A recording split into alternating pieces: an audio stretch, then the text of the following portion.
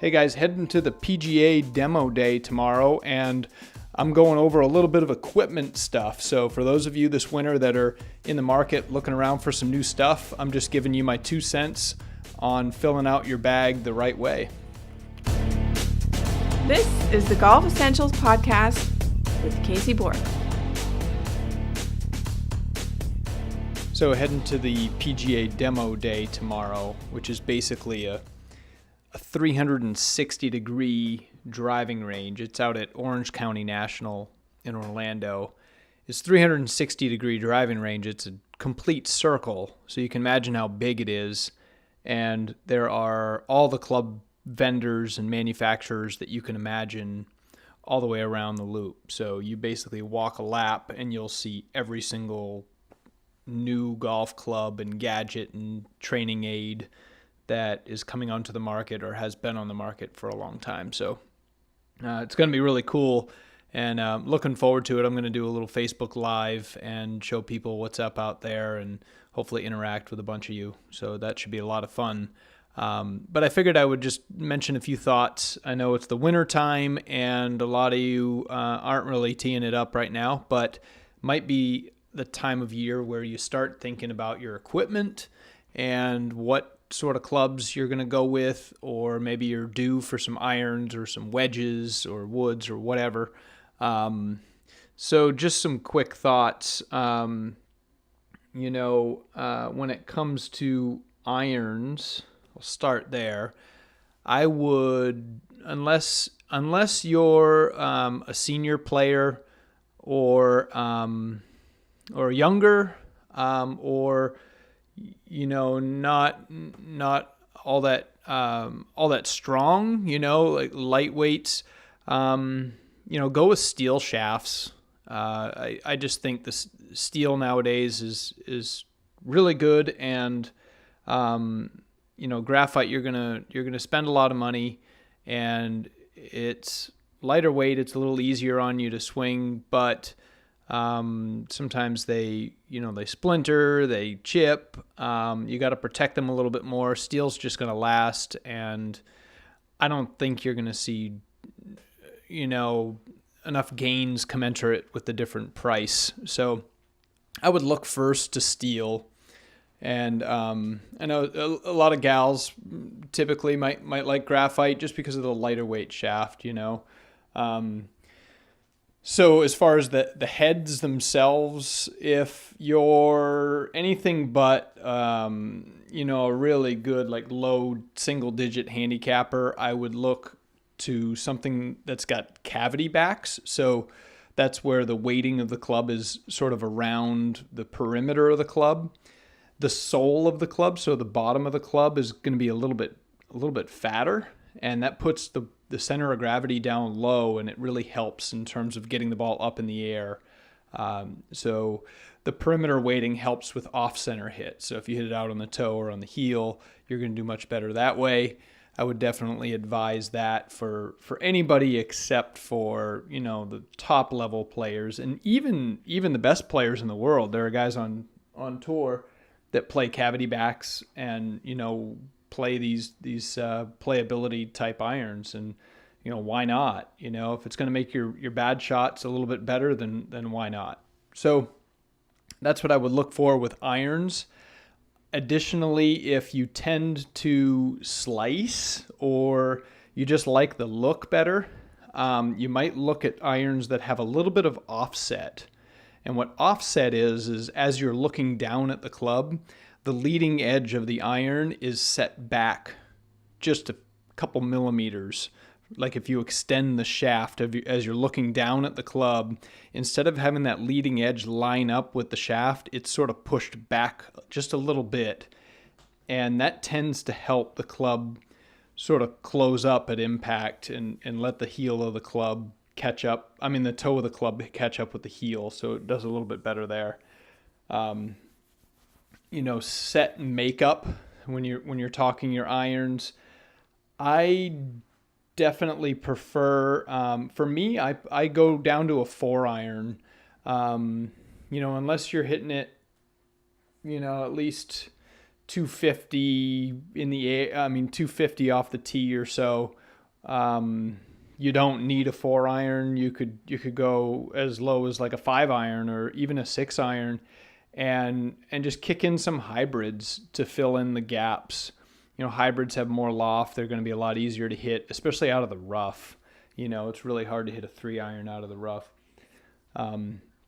So, to hit those long irons, you really need club head speed.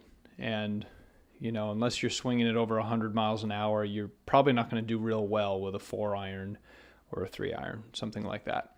So, you can go with, say, a set that's like 5 through 9 and then a pitching wedge.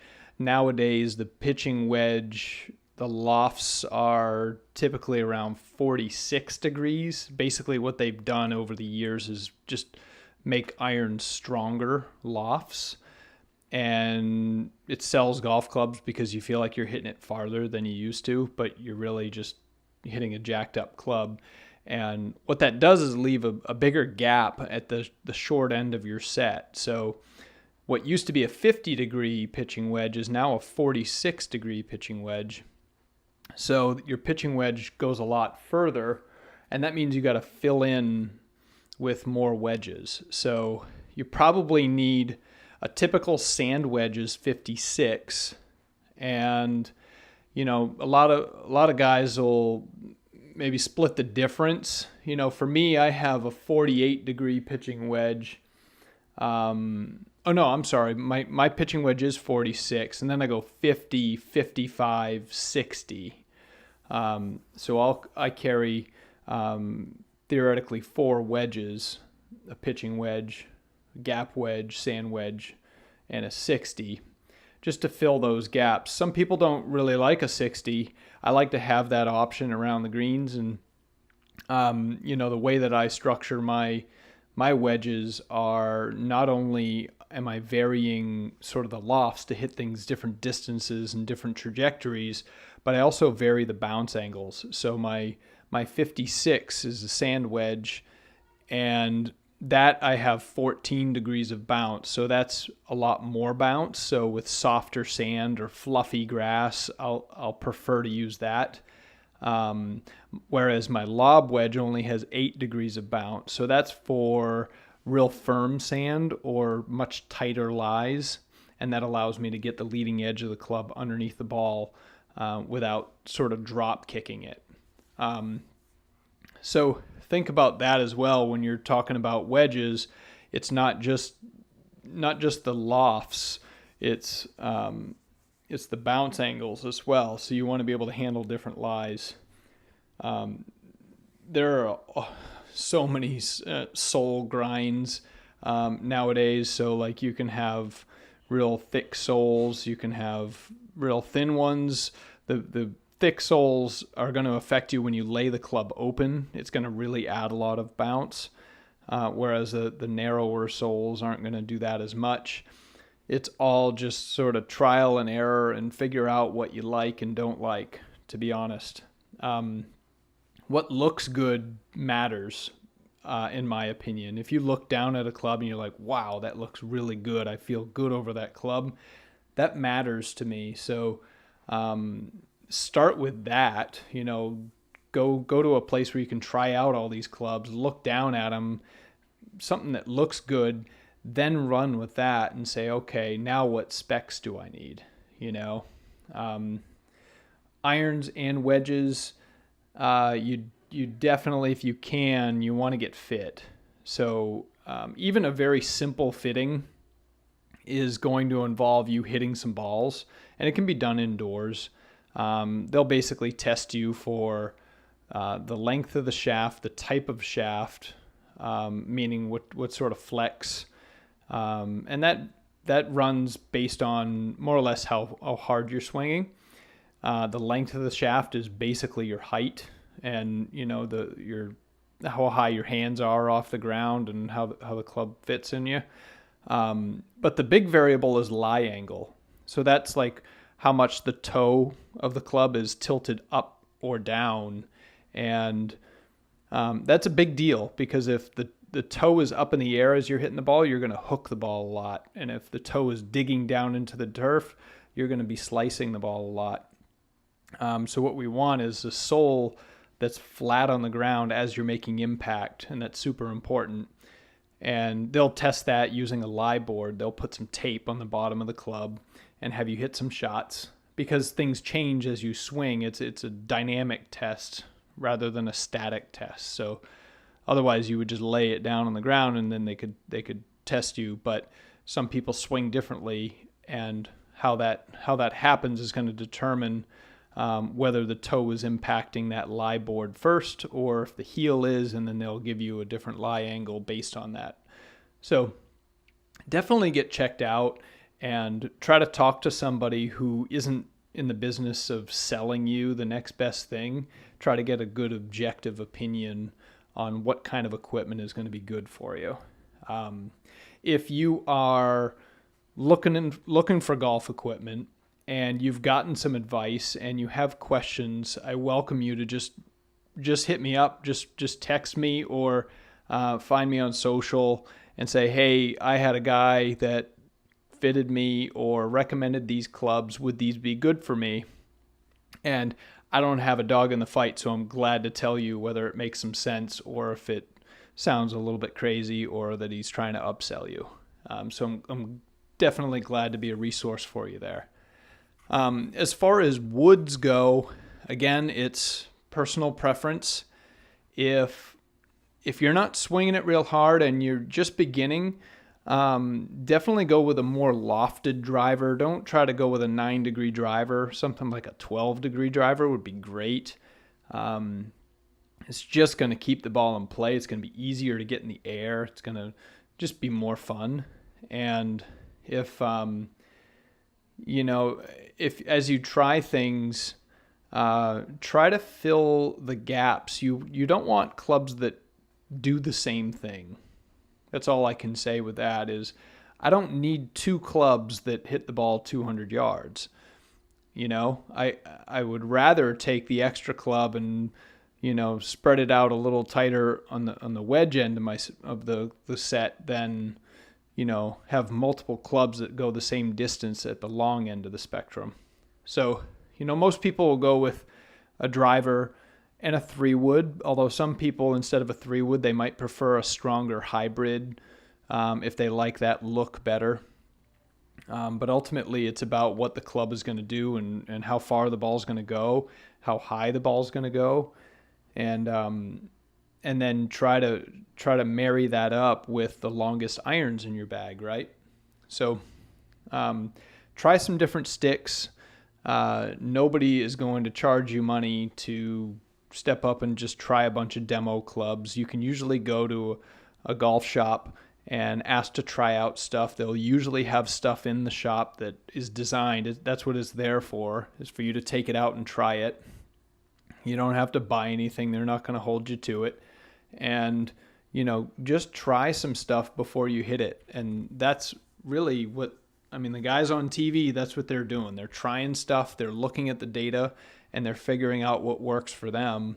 And you need to try to do that as much as you possibly can, rather than just looking at a TV commercial and looking at what's shiny and new and just buying that. I would definitely, slow play that decision based on having the chance to try some stuff. And, the last club in the bag is the putter. And the couple things that, some people may or may not think about with a putter is, number one, a putter has a little bit of loft. So depending on the grass that you're playing on real slow greens or grainy greens, you might want a touch more loft, like 4 or 5 degrees of loft. But a lot of putters have, 2, 3, 4 degrees of loft for the most part. But because there's a little bit of loft, that means that the lie angle does matter. So you don't want to putt with the toe of the putter up in the air or the heel up in the air. You want that club resting flat on the ground so that where you're aiming, or where you think you're aiming, is where you're actually aiming. And so lie angle does matter. And, you want to take that comfortable posture, make sure that your eyes can get over the ball. And as far as the club itself goes, a lot of people may not think of this, but there are sort of two main varieties of putters. One is face balanced and the other is not face balanced, or, so the non-face balanced putter is if you just hold the putter right at the balance point and on your finger, have the shaft on your finger, the toe of the putter is going to hang downward. Okay, so the toe will fall downward. Whereas a face balanced putter, if you do that same thing, the face of the club will hang and it'll be perfectly horizontal. So that means that the toe and the heel of the club are equally weighted, and so as you're making your stroke, there's not going to be any torquing going on. There's no twisting of the club if your swing or your stroke gets a little quick. You're not going to feel that sort of twisting in your hands. The putter is going to stay square. So a face balance putter is more for people that like to stroke the ball sort of straight down the line, whereas a toe heavy putter is usually for people that like to make a little bit more of an inside to inside stroke. But the cool thing about putting is like anything goes. It's whatever you feel comfortable with, and whatever looks good to you, whatever feels good to you is going to be the winner. That's all I'd say about putting. So hopefully that helps you a little bit. I'm going to be checking out a bunch of clubs tomorrow. If you get this in time and there's anything that you want to see, I'm going to be on Facebook Live. If you want to ask any questions while I'm out there, just hit me up. If you hear this podcast later and you want to check out some clubs, or you got a recommendation and you just want an objective opinion, give me a text message or DM me on any of the social media outlets, and I'll be glad to chime in and give you my 2 cents. All right, guys. Thanks a lot.